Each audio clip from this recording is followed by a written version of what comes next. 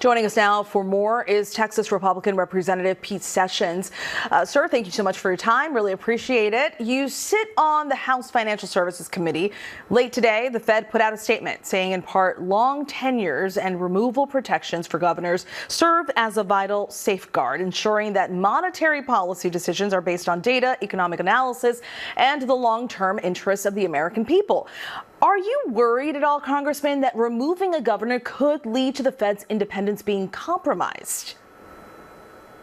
I think it's pretty clear to me, based upon what I have seen pending, I'm sure we'll hold a hearing, that what occurred was after she has been serving for the government for quite some time, but she committed this act where she allowed, within a short period of time, to sign up for two distinctly different, that she signed under penalties of perjury, two different homestead agreements. And when you violate, in particular, things like this, when you should know better, there's a consequence for that. So I don't think that the president's doing this without cause. He's doing it for the right reason.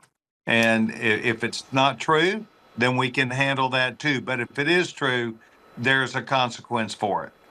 Is it concerning at all to you, though, that this comes at a time where we've seen the president call for lower interest rates, and he's been very critical of the federal chair, Jerome Powell, on this? So is it a coincidence that this has now come up, or was it just a matter of time? What's your stance on that?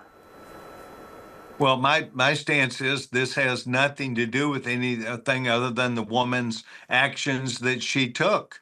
Look, the disagreement that the president has with Jerome Powell, who I like very much, is a general question I think I'd be very pleased to get into, and that is, during the Biden administration, Jerome Powell gave $3.2 trillion worth of loans to the Biden administration to help them with their economic policies. Not one vote of Congress and $3.2 trillion given to the United States as a loan from the Fed.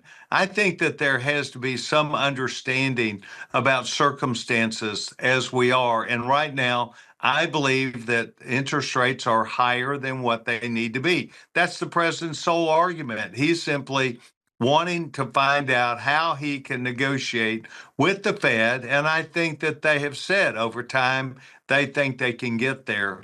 But this matter with this young woman has nothing to do with anything other than her actions that I think are fraud.